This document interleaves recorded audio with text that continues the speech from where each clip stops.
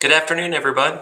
Good morning, good evening, wherever you're at, and welcome to imaginAviation 2023.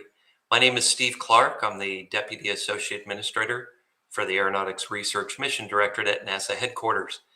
It's my pleasure to be here with you and with the panelists that you're about to meet to talk a little bit more about how NASA is bringing its strengths together with other government agencies and industry to bring about solutions to the wildland fire crisis that the U.S. Continues to go through, and it's not just on a one-season time frame anymore.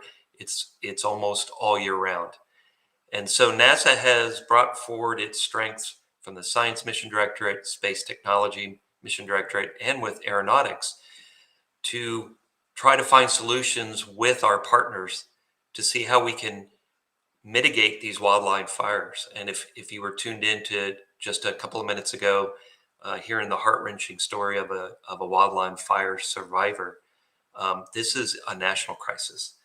And so we're going to talk a little bit about technology and what is being brought to bear to help our firefighters mitigate these fires and try to preserve property and life going forward here. So, with that, I'd like to introduce the panelists that will be coming on. We have a diverse set of panelists, and you'll see them joining right now. And what we'll do is we're going to talk specifically about how we are using technology to mitigate those wildland fires I just spoke about. And there are a number of things that are already being worked, and we're doing future planning with our partners. And the folks here that you see here on the screen are going to talk a little bit about their areas of expertise and how we are all working together to really fight the wildland fires, and potentially even extend these to other natural disasters as well. With that, we do have one person we had hoped to have on, Joey Mercer, who is actually out literally in the field right now. And he is deployed with some of our partners with some technology to test out to help the firefighters. But unfortunately, I think his connectivity is not good.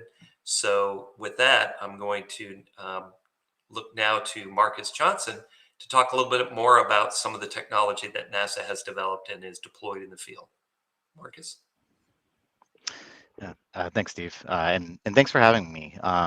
So I'm going to start talking about the Stereo project, which was really our entry point into this challenging environment. And actually, Joey being out in the field and having some connectivity is almost illustrative of the challenges that we face with getting new technology into the hands of firefighters to be able to address mitigating fires, both preventative and after the fact. So Stereo, or Scalable Traffic Management for Emergency Response Operations, was really based off the premise of, can we take some of the modern technology that we've been developing, the UAS traffic management systems, the autonomy, the communications systems, and our knowledge of human factors, and can we start taking some of those innovations we've been working on for the past couple of decades and start getting those into the hands of the firefighters, and particularly in areas where there's non-connected environments.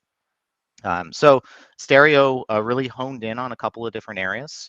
One was the development of what's called a UAS pilot kit, and that is essentially this technology that allows for enhanced situation awareness for drone pilots that would be operating to support things like aerial ignition for prescribed burns, things to support surveillance or incident awareness and assessment missions, and really any type of drone operation that could be envisioned in the future. So it allows for information about where the fire's at, where the fire perimeter, where I am in context to that, and more importantly, allows for additional alerts if there's other aircraft that are coming in the vicinity through ADS-B information, which allows for them to get that enhanced situation awareness and make sure that they're maintaining safe distances away from other aircraft in accomplishing their missions.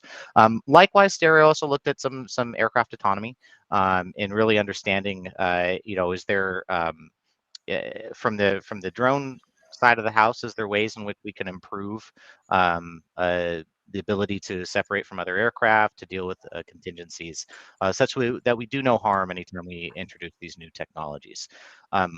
The Stereo project was worked in conjunction with our fellow partners here at the U.S. Forest Service in CAL FIRE, and really culminated in several kind of in the field exercises and demonstrations. One being at the National Aerial Supervision Training Academy, another being at the CAL FIRE Aerial Supervision Academy as well. And those were both in 2021. This particular effort lasted from FY20 to FY23, or 22, I'm sorry, and was ultimately transitioned into the advanced capabilities for emergency response operations, which I'm the project manager for. And Joey Mercer, who was in the field, was the principal investigator for Acero and is also, was the principal investigator for Stereo and is also our chief engineer for the Acero activities. So this particular technology that was developed under Stereo is continuing on in Acero, and we're starting to expand the aperture on what we're looking at, more than just information and situation awareness that provides insight to drone pilots, but now also looking at how can we start bringing the broader set of airspace management technologies and situation awareness to all parts of the operation, whether it be the air tactical group supervisor that's kind of keeping an eye out on what's happening under the fire and with the aerial operations, the tankers, the helicopters, and drones, and anyone else that may be in the vicinity of the airspace. How do we start raising that situation awareness, starting to get them additional information that helps manage their operations?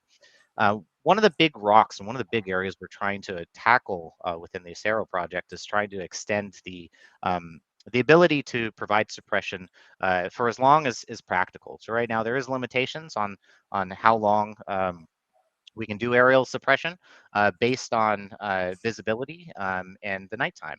Right, those present very high risk situations for aircraft.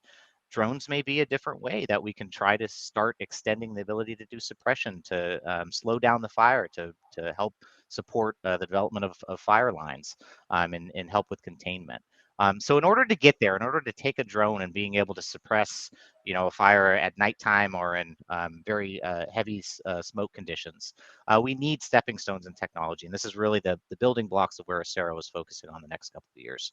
We need to be able to enhance the communication, both the interoperability, and start filling in gaps in connectivity. We need to be able to offer these traffic management services, and we need to be able to have some capabilities that are on board the UAS and potentially on board the piloted operations or the crewed operations, which enhances safety and allows for both drone and piloted aircraft or crewed aircraft to be able to really operate in the same airspace safely. And then most importantly, being able to have data information come to help inform decision making. So being able to have remote sensing and keep an eye on the fire, what's happening at all times, and being able to leverage these drones for new mission capabilities like logistics missions. Now, our first step in terms of Acero was really getting an understanding of where the community needs are. And this is something that we're working with the Forest Service, CAL FIRE, and many other federal and state agencies on, and is a good transition to introduce Sean Triplett from the Forest Service. All right, thank you, Marcus. Sean Triplett, I work for the Forest Service. I'm based at the National Interagency Fire Center, and I work in the Tools and Technology program. And to kind of carry on what Marcus was talking about there with Joey, one of our primary focuses is what we call last mile connectivity.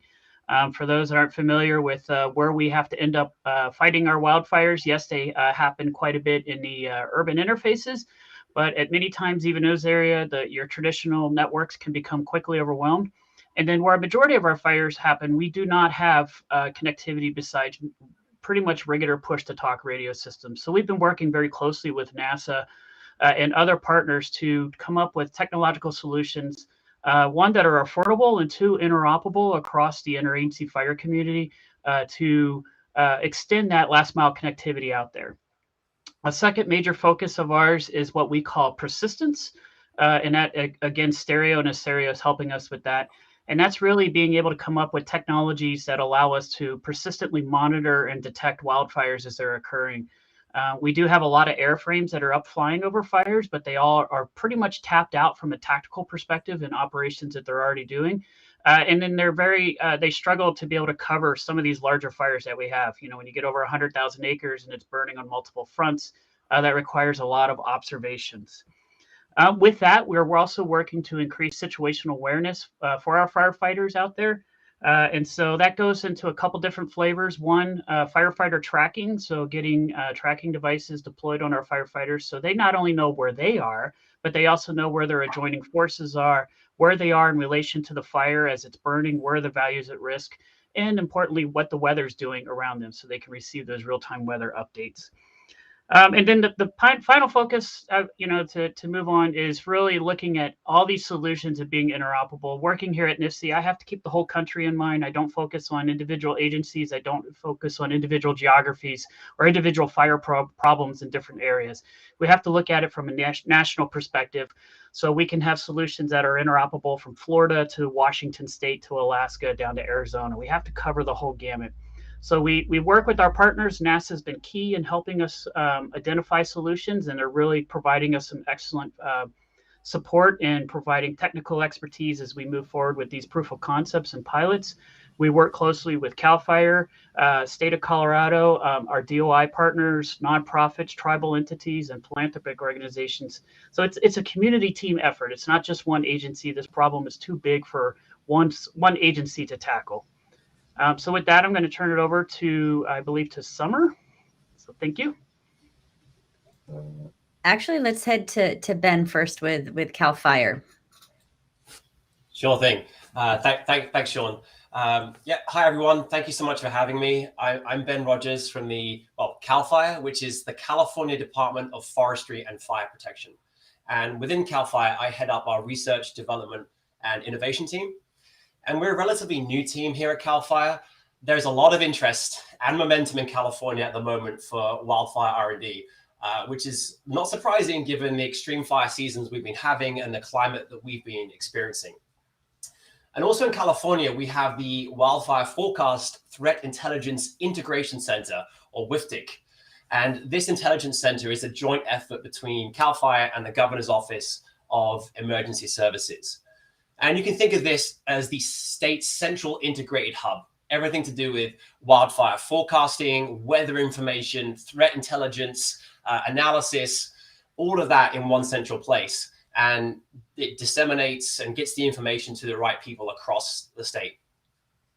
And my R&D office and the WFTIC, the Threat Intelligence Center, we work very closely together on ensuring we have access to the best possible data.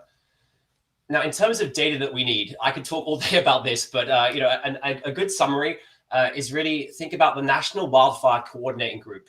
They have 10 standard firefighting orders, and the first 3 are all about fire behavior. And I'll just read the first 3 because it's a good summary of the kind of data that we need.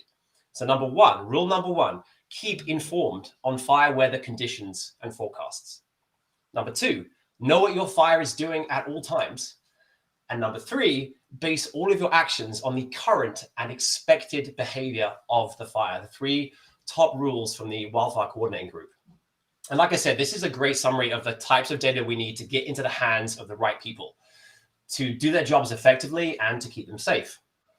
And Sean and Marcus already touched on some of these, but some examples of this that could help. We're talking about weather, right? We need highly accurate current weather, especially moisture and wind in high resolution, highly localized. And, we need reliable, longer range forecasts. So the 30-day predictions, 60 days, 90 days, very, very important for the Threat Analysis and Forecasting Center. Talking about fuels and vegetation maps. What type of vegetation is there? How dense is it? How dry is it? And how likely is it to burn? We also need accurate and timely details of the tree canopy cover, such as the canopy base height. And that's one of the most important factors in the transition of the surface fires up to the crown fires. And I think aerial imagery can really help with challenges like that. And then, of course, we have the fire itself, right? We have the visual and infrared imagery being able to cut through the smoke to get us the current fire perimeter and hotspots as quickly and accurately as possible. And think, real-time streaming. What is the fire doing right now? What is the current perimeter? Where is it? And as Sean mentioned, where are our people? Where's the equipment? Are they safe? Are they in the best possible location? Are we employing the best possible strategy based on current and expected behavior of the fire, as you heard in that rule? And then expected behavior. Expected behavior is the interesting one for AI and machine learning, because then we get into fire behavior modeling, predictions, using machine learning and AI to get on top of that. Big, vast data sets. But this just scratches the surface of a small piece of the puzzle. Of course, there's so much data required on the detection and prevention side as well. And I'm sure we're going to be speaking about that more throughout the session and in the Q&A. But before I sort of hand it over to Summer, I just want to leave with a quick note about, data versus information. And, sometimes we use these two terms interchangeably, but I do want to highlight the importance of refining that data into information, refining the raw data into clear, actionable insights and something that is easily accessible to us, right? That integrates with our operational systems. And ultimately is something that we can use to take action quickly, right? We don't want analysts to sort of spend a long time interpreting the data, the raw data, going through it. We need those actionable insights. So with that note, I will hand it over to Summer. Looking forward to the panel. All right. Thanks, Ben. My name is Summer Brandt, and I'm a sub-project manager on NASA's System-Wide Safety Project. And when the topic of safety comes up, it's often thought of as a barrier, when in reality, it's an enabler.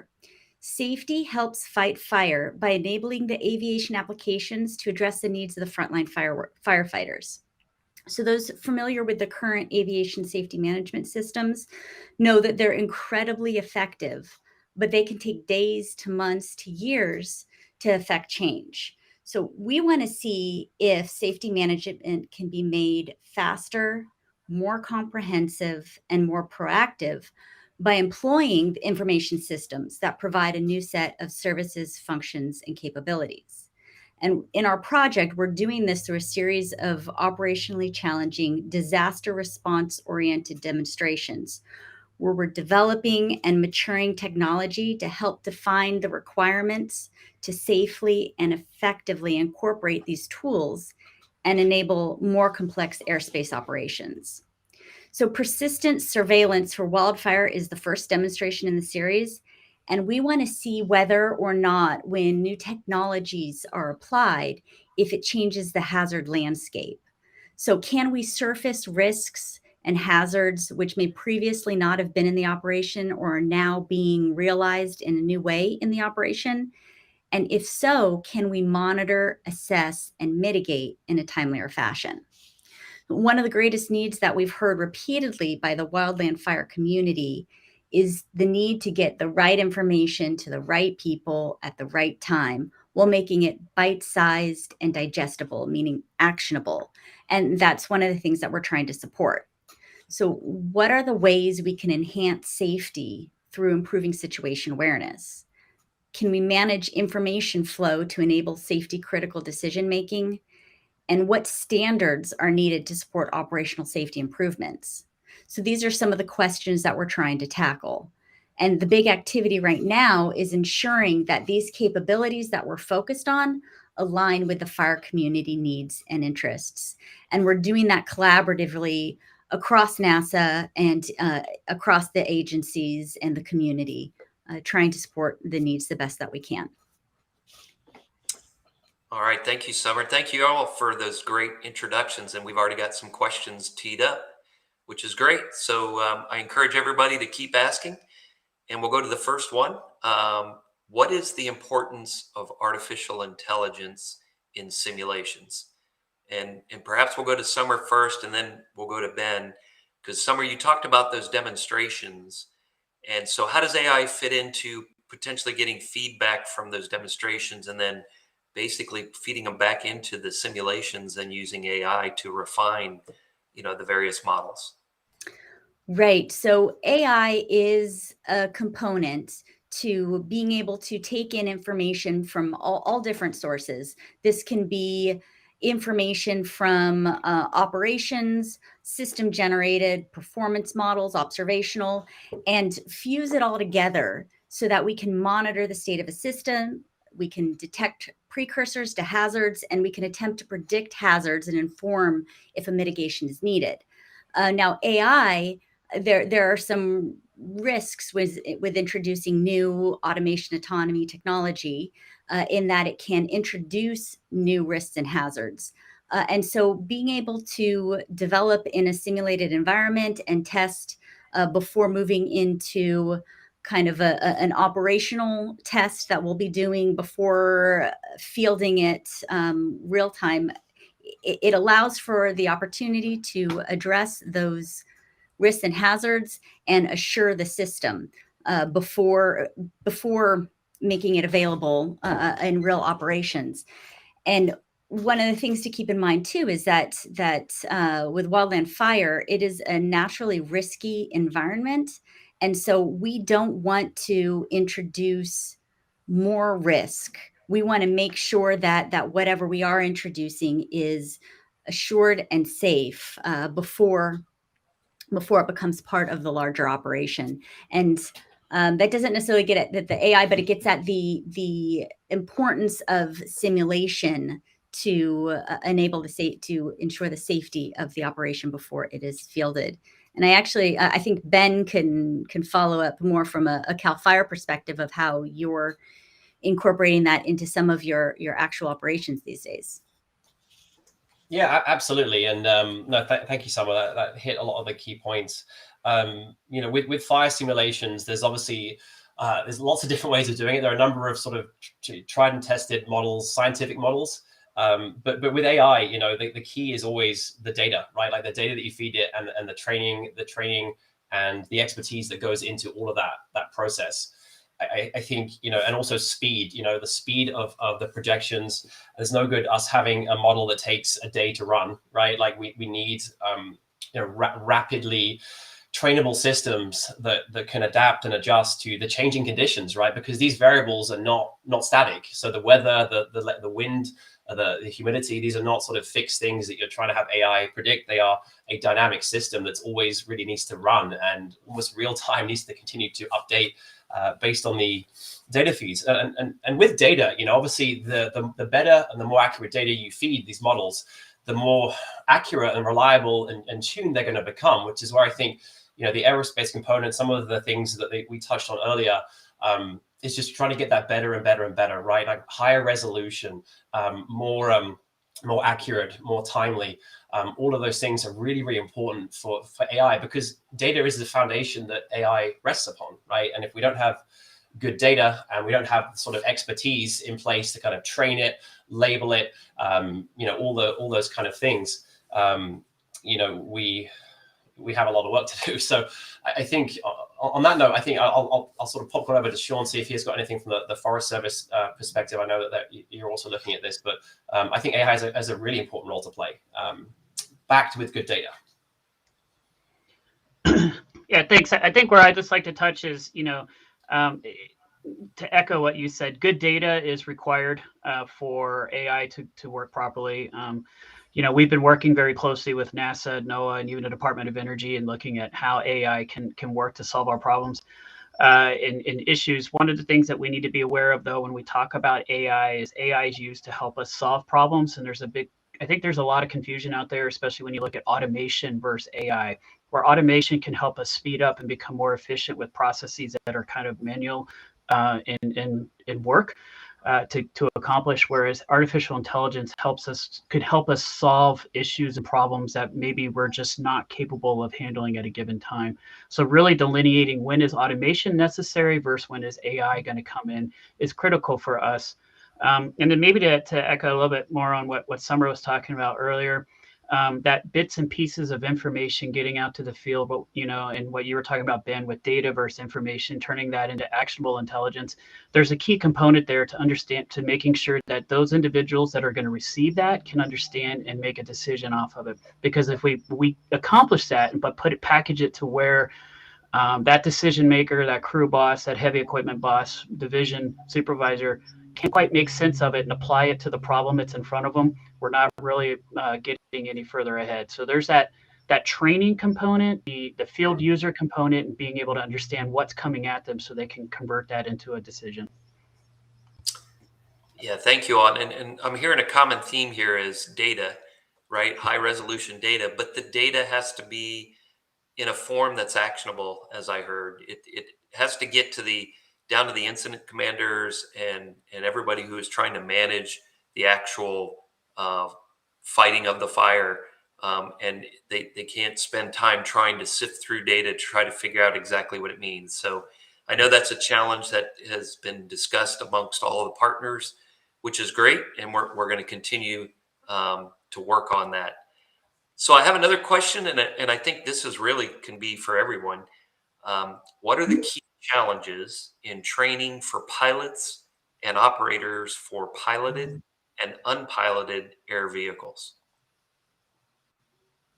So I'll start off on this and then certainly let others add in here.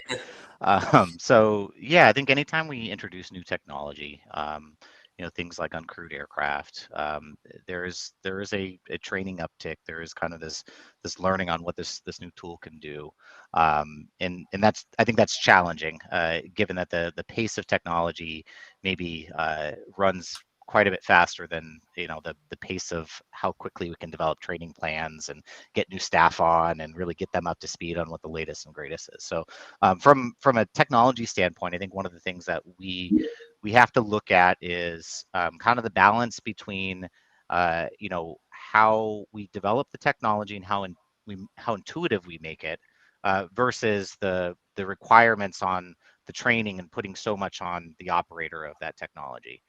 So having a balance that is suitable, such that we're not making it so intuitive that the operator doesn't know what's happening within the system, but we're making it intuitive enough that it starts to reduce the requirements around training such that it can be deployed out into operations a lot faster.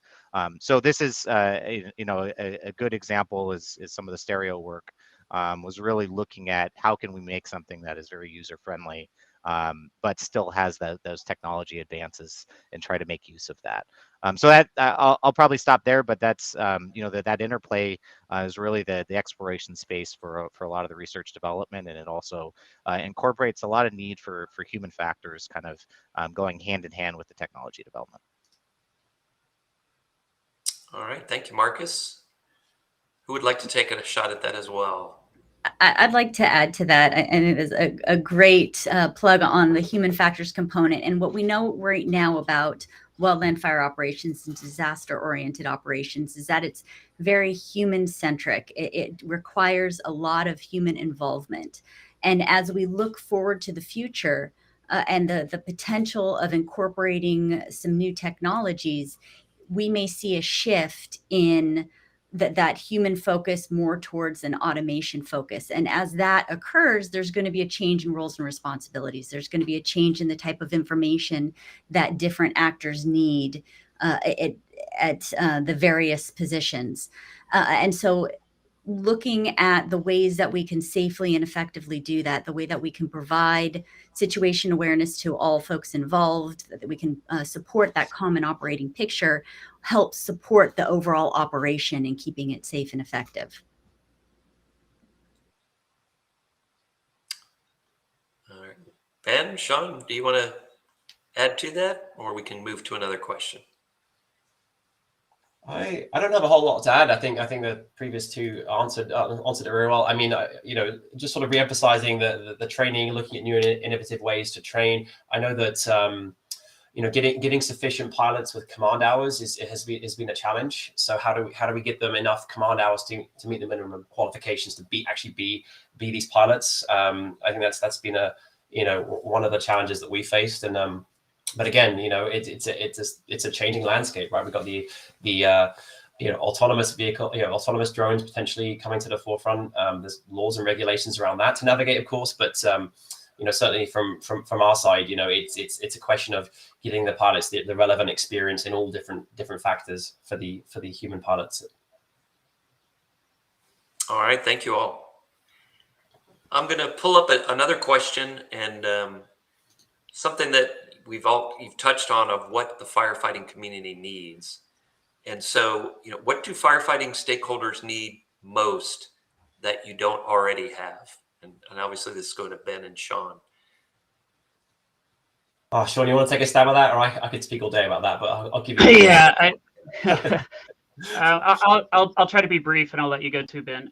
It really depends on where you are in the fire paradigm. Are you left a bang and looking to do fuels management, fuels treatment, and that reducing risk? So even before a fire starts, there's an incredible amount of work and data that we can go into reduce risk and exposure to communities, landscapes, and firefighters before we even get a fire on the land. So, in there, it's a constant struggle of knowing where your value's at risk.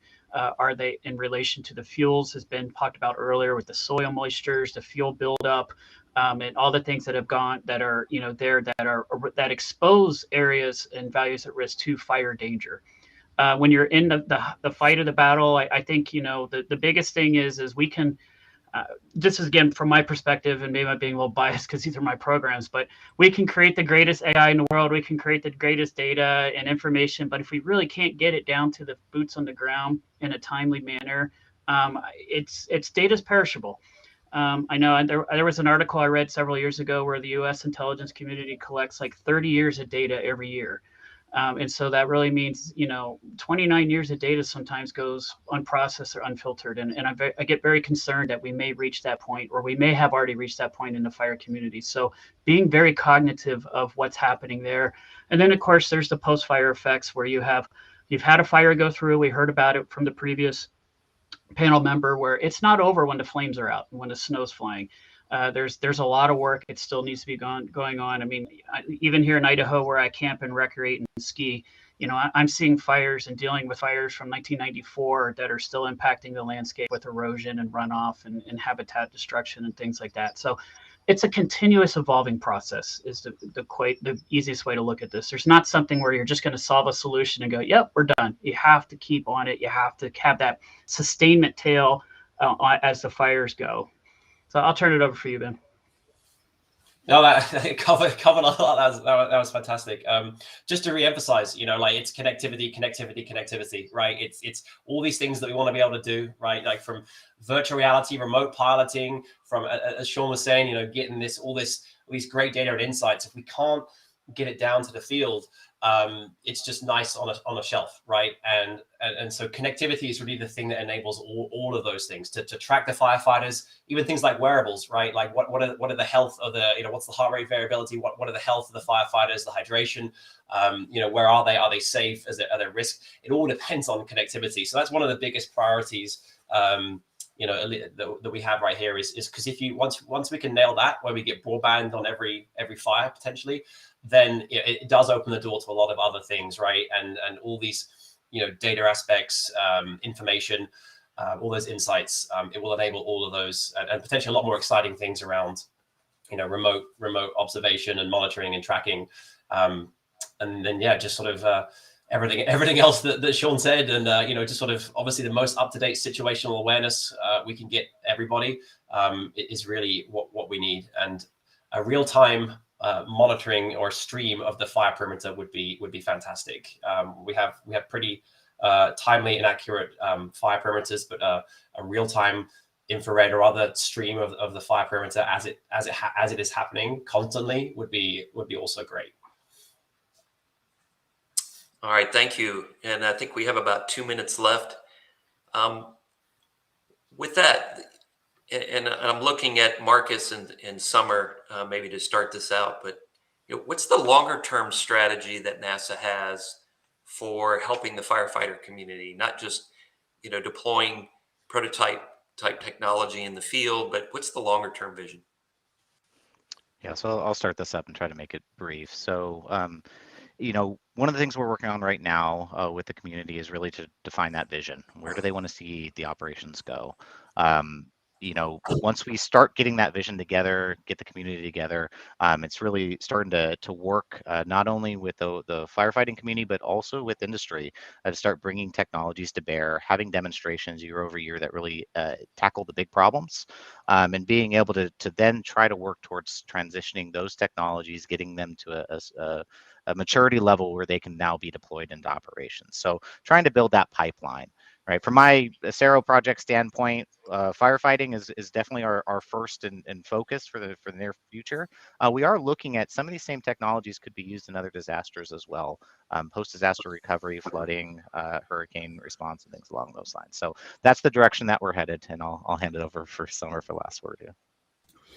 Yeah, real quick. I mean, we're focused on providing that in-time aviation safety management system that provides a system-wide, an assured system-wide safety framework to enable increasingly complex airspace, so that it would allow for a set of requirements that would enable safe, repeatable, and efficient access into the national airspace.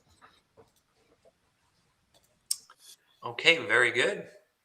Well, I want to take a moment to thank all of our panelists, Summer, Marcus, Ben, Sean, and of course, Joey, who is not on, but I know he's doing good work out in the field, and we've tried connections with him before, and it's been a little bit hit or miss.